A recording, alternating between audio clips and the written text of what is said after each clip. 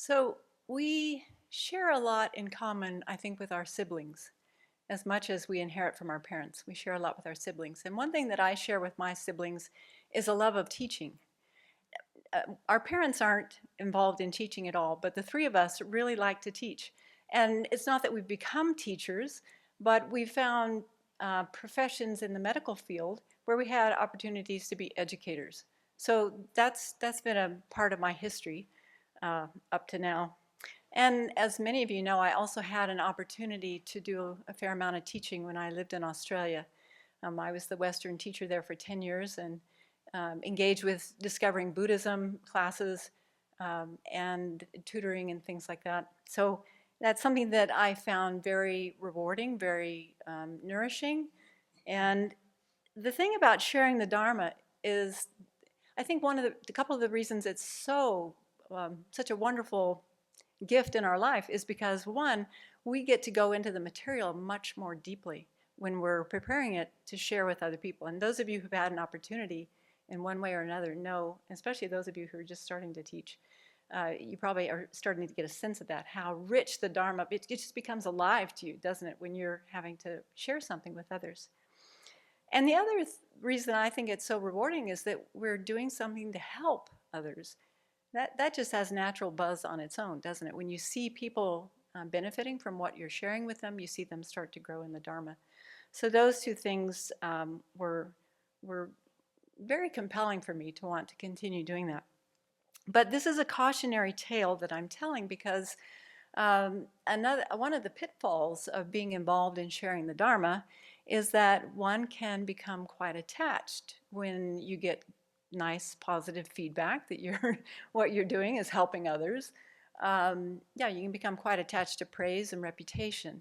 And that's what I did when I lived in Australia. I started out, I think, what I remember is that I was quite pure when I started, and then slowly went downhill after that. I became quite attached to this identity of myself as a Dharma teacher.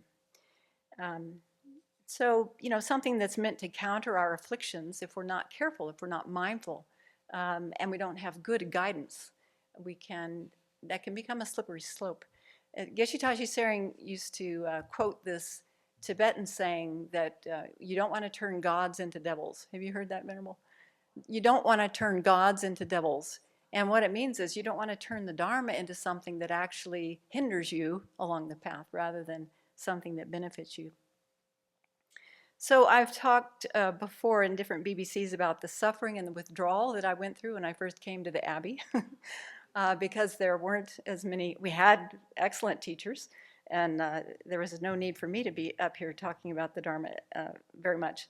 So yeah, I went through a lot of withdrawal and struggling to let go of this identity that I had habituated quite a bit.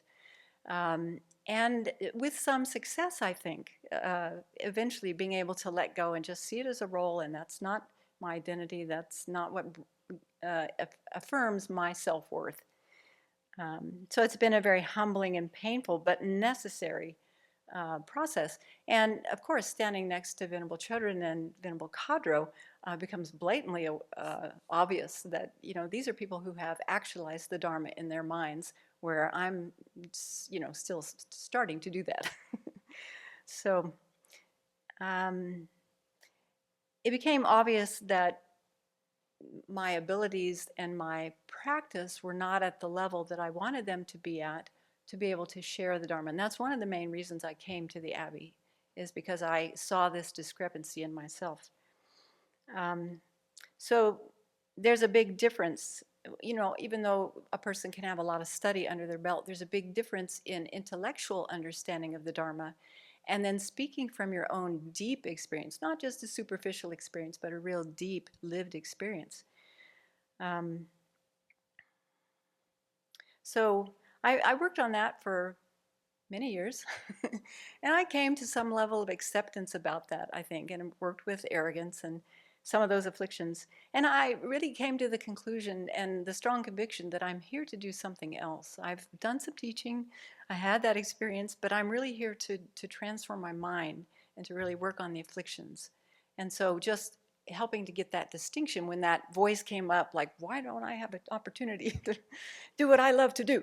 Then I can remind myself, no, I'm here to do something else, and I'm here to do something really important, which is to transform my mind. However, last winter,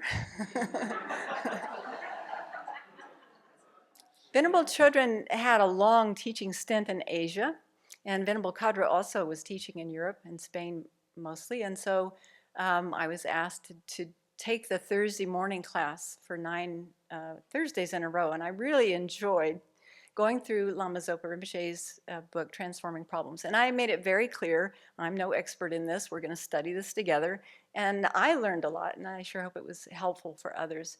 Also, I had a chance to do a weekend on attachment, which is something that I've been trying to work on. The challenge comes when there's a little bit of positive feedback that comes my way. I have to be so careful because that ingrained or that habituation of grasping after that identity and grasping after the pleasure that comes from a little bit of praise, a little bit of reputation, that's dangerous for me. Maybe not for you, but for me. So during that period of time where I was sharing the Dharma on transforming problems, I wrote an email to Venerable, and I was so effusive, and thank you for this opportunity. It's been so good. It's helped me to see how shallow my study has been lately, and just how rich it was, what a good experience it was for me.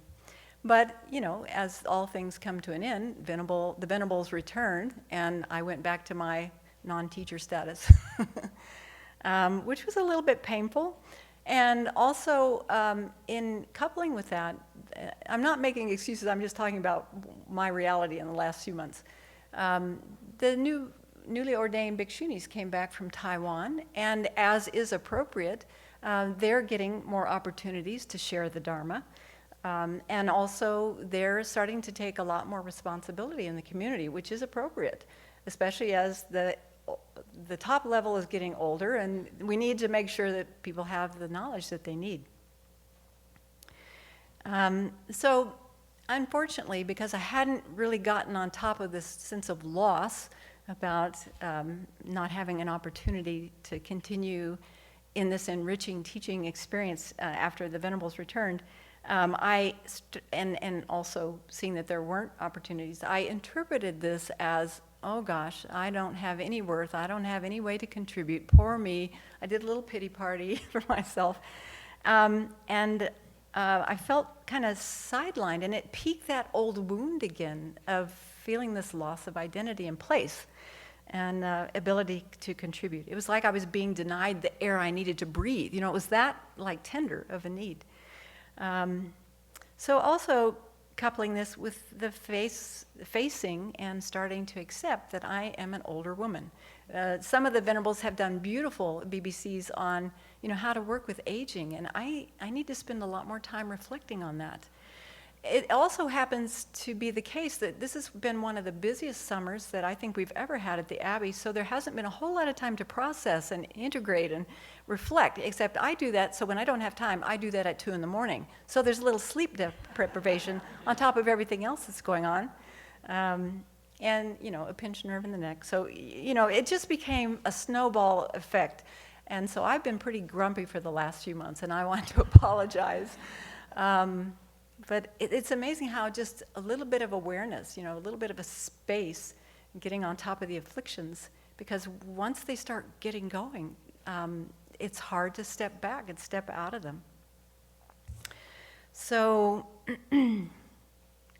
I've had my perfect storm, and it's taken me a while to get on top of this. Three things have helped me.